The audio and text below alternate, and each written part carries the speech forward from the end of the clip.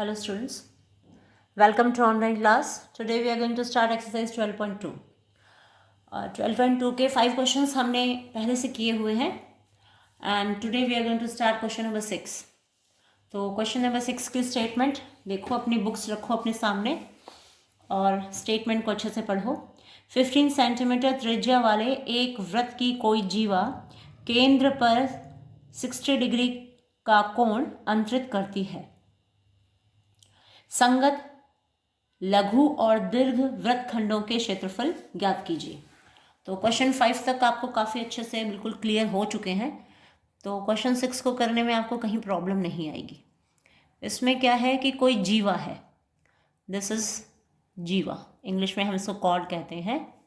One chord A B is making an angle of 60 degree with centre of the circle. ठीक है, वृत्त के केंद्र के साथ जो ये जीवा है ये 60 डिग्री का एंगल बना रही है. O A and O B are the radius. तो रेडियस उसकी 15 सेंटीमीटर है. O A is equal to O B is equal to radius, यानी कि त्रिज्या ये हमें दी हुई है 15 सेंटीमीटर और थीटा हमें दिया हुआ है 60 डिग्री. तो हमें लघु वृत्तखंड निकालना है. लघु ये वाला हो गया, वृत्तखंड ये छोटा सा. ठीक है, ये जीवा थी और जीवा ने वृत्त को दो भागों में बांट दिया. ए बी के इस साइड वाला भाग बड़ा है तो इसको दीर्घ वृत्तखंड कहा जाता है.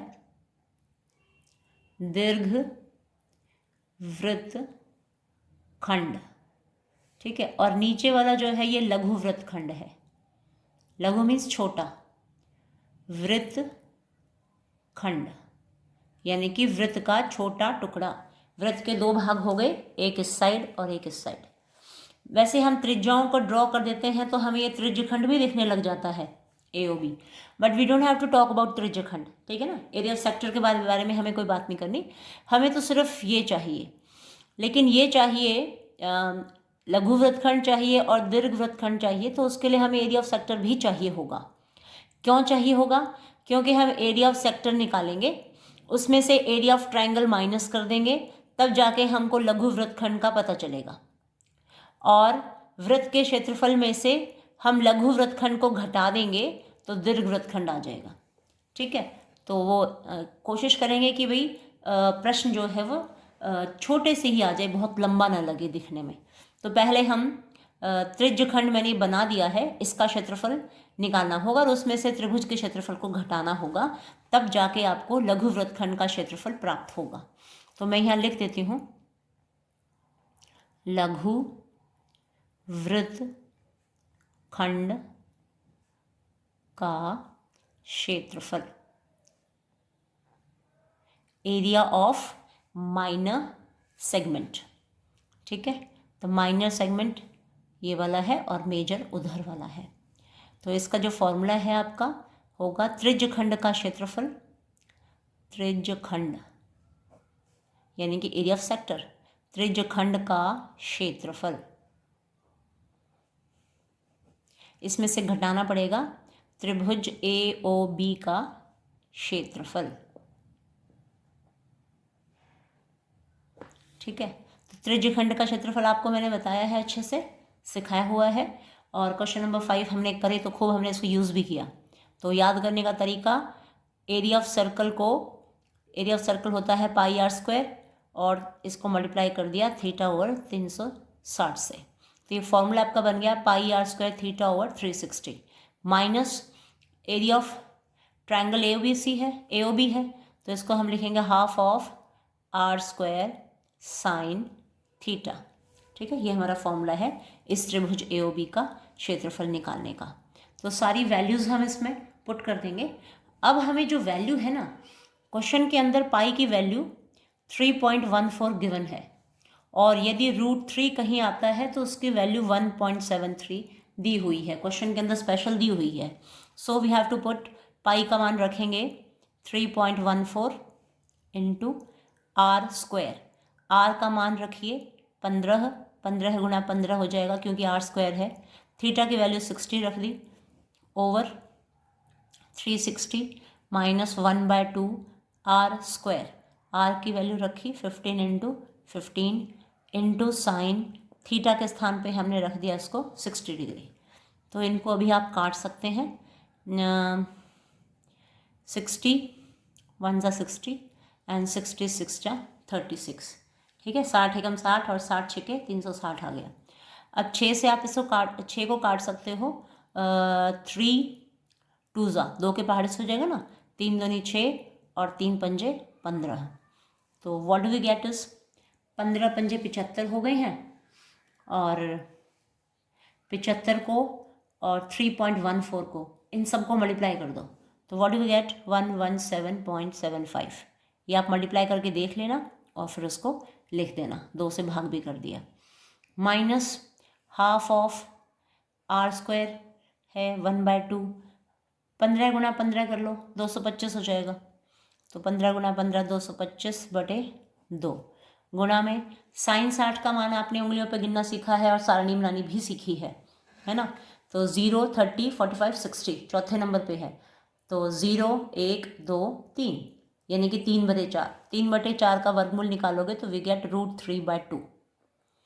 ठीक है, इसको सॉल्व कीजिए, इसके मान रखिए आप 117.75 माइनस 225/2 इंटू इस √3 का मान रखो, ये 2 2 4 कर लो नीचे, तो ठीक है, 2 दूनी 4 हो गए, नीचे ये 2 और ये 2, √3 का मान रखिए, दिया हुआ है आपको 1.73, और फिर इन सब को मल्टीप्लाई कर दो।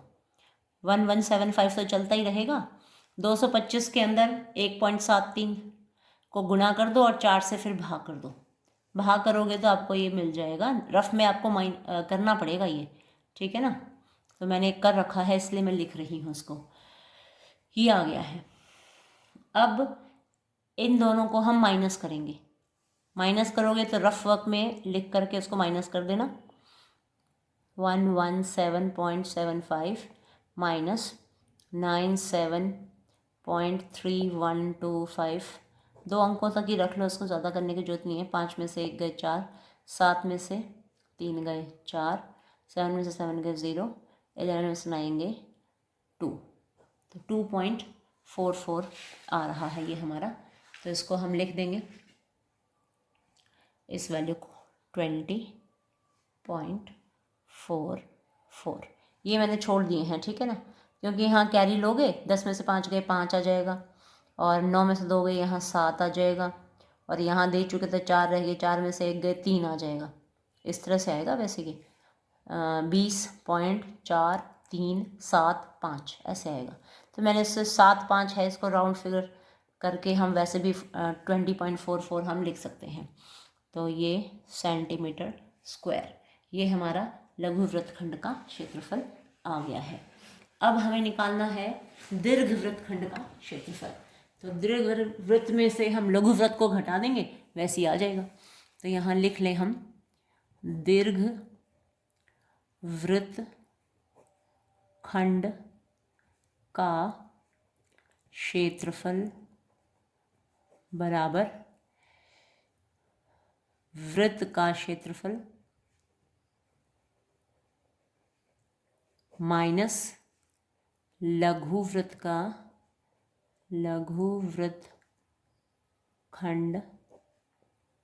का क्षेत्रफल। तो वृत्त का क्षेत्रफल का सूत्र क्या होता है, πr²।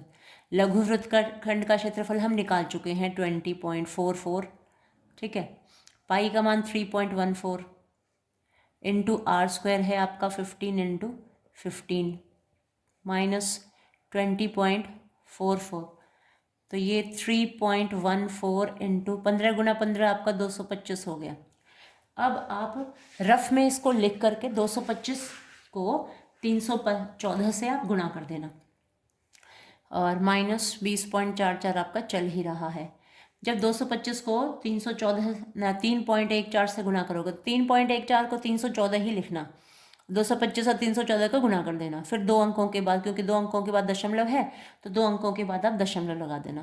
तो ये आपको 7065 मिलेगा और 0 भी मिलेगा, और 2 अंकों के बाद डेसिमल लगाओगे तो ये बन जाएगा 706.50 माइनस 20.44। अब इसको माइनस करो, माइनस करोगे तो 10 में से 4 गए 6, यहाँ 4 रह गया, 4 में से 4 गए 0.6 यूँ का यूँ, और 10 में से 2 घटाए आपने तो आपको 8 मिल गए, और यहाँ दे चुके हैं तो यहाँ 6 रह गया, तो 686.06 है यहाँ पे। ठीक है, तो यहाँ पे डेसिमल देखो, मैंने यहाँ पे जो है ना 75 ही छोड़ दिए थे, यहाँ 375, यहाँ पे 375 ऐसे करके आ सकता है। तो इतना लंबा हमें 4 अंकों तक लेने की आवश्यकता नहीं है। अगर आपको लगता है कि आपकी उसमें टेक्स्ट बुक में जो आंसर है 4 अंकों के 4 अंकों तक दिया हुआ है तो फिर वो अपने हिसाब से आप रख लेना। ठीक है, चलो नेक्स्ट, अगला क्वेश्चन है क्वेश्चन नंबर 7। क्वेश्चन नंबर 7 में क्या है, 12 सेंटीमीटर त्रिज्या वाले वृत्त की कोई जीवा केंद्र पर 120 डिग्री का कोण अंतरित करती है, संगत वृत्त का क्षेत्रफल ज्ञात कीजिए। संगत वृत्तखंड का क्षेत्रफल ज्ञात कीजिए, तो सेम है क्वेश्चन तो। ठीक है, जो हमने 6th क्वेश्चन में किया है, 6th क्वेश्चन में हमें दीर्घ और लघु दोनों का निकालना था, इसमें हमें सिर्फ एक का निकालना है, सिर्फ लघु वृत्तखंड का ही निकालना है, और दीर्घ वृत्तखंड के बारे में इसमें कोई चर्चा नहीं की। तो केंद्र इसका O हो गया है, त्रिज्या इसकी दी हुई है 12 सेंटीमीटर, वहाँ 15 सेंटीमीटर दी हुई थी, यहाँ 12 दी हुई है, ये है आपका 12 सेंटीमीटर, और कोण बन रहा है 120 डिग्री का। और ठीक है, फिर हम इसको मिला देंगे लाइन, ये हो गया आपका A और ये B। ठीक है, 12 सेंटीमीटर वाले एक वृत्त की कोई जीवा, ये हमने जीवा बना दी है ये भी, केंद्र पर 120 डिग्री का कोण अंतरित करती है, बस ये क्षेत्रफल निकालना है ये वाला। ठीक है, उसमें दोनों निकालने थे, इस साइड वाला भी निकालना था, यहाँ केवल इतना ही निकालना है, तो इसमें काम कम है आपके पास, तो हम यहाँ लिख लेंगे त्रिज्या आपको दी हुई है 12 सेंटीमीटर, और जो थीटा है वो 120 डिग्री दिया हुआ है, तो आप त्रिज्यखंड का क्षेत्रफल निकाल लो, त्रिज्यखंड के क्षेत्रफल में से त्रिभुज का क्षेत्रफल घटा दो, तो सीधा मैं एक लाइन में ही करूँगी इसको, लघु वृत्त खंड का क्षेत्रफल बराबर त्रिज्यखंड का क्षेत्रफल, त्रिज्यखंड का क्षेत्रफल माइनस त्रिभुज AOB का क्षेत्रफल। त्रिज्यखंड का क्षेत्रफल है पाई r² थीटा बटे 360 माइनस 1/2 r² साइन थीटा। ठीक है, सूत्र लिख लिए हमने, इसके अंदर हम अभी मान रख देंगे। पाई का मान यहाँ इस क्वेश्चन में भी आपको 3.14 और √3 की वैल्यू 1.73 दी हुई है। ठीक है, यहाँ हम लिख सकते हैं पाई की वैल्यू दी है 3.14 और जो √3 आएगा उसकी वैल्यू 1.73 दी हुई है, तो ये हम पुट कर लेंगे यहाँ पे। तो रखिए अब यहाँ पर पाई का मान 3.14 और जो r है वो 12 है, तो इंटू 12 इंटू 12 r² है ना, और थीटा की वैल्यू 120 है, 120 अपॉन 360 डिग्री माइनस 1/2 r² हो गई 12 इंटू 12 इंटू साइन 120 डिग्री।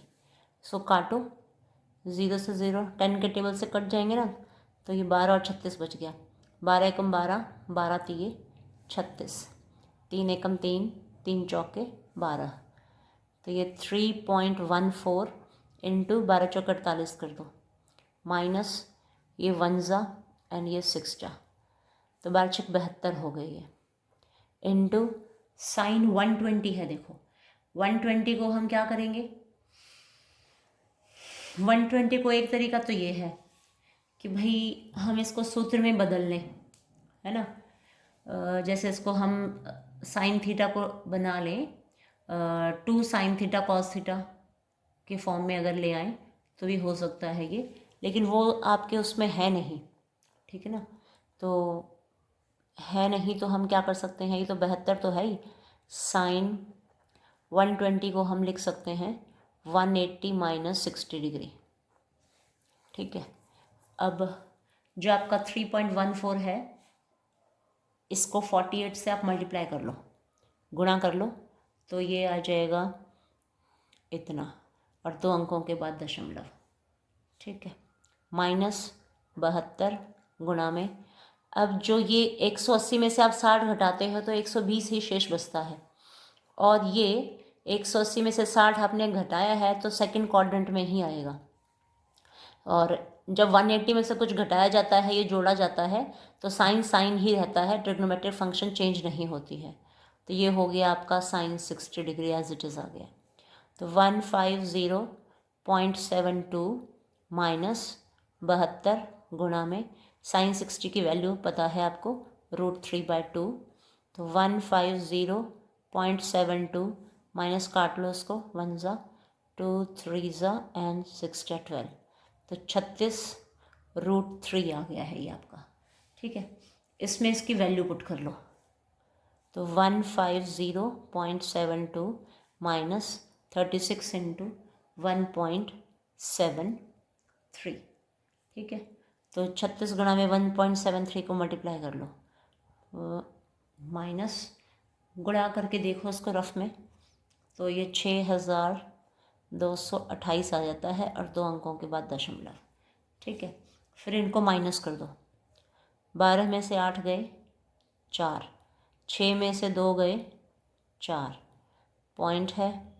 फिर यहाँ 10 में से 2 घटाए 8, 4 में से 6 घट नहीं सकते, 14 में से 6 घटा दिए 8, तो 88.44 सेंटीमीटर स्क्वायर।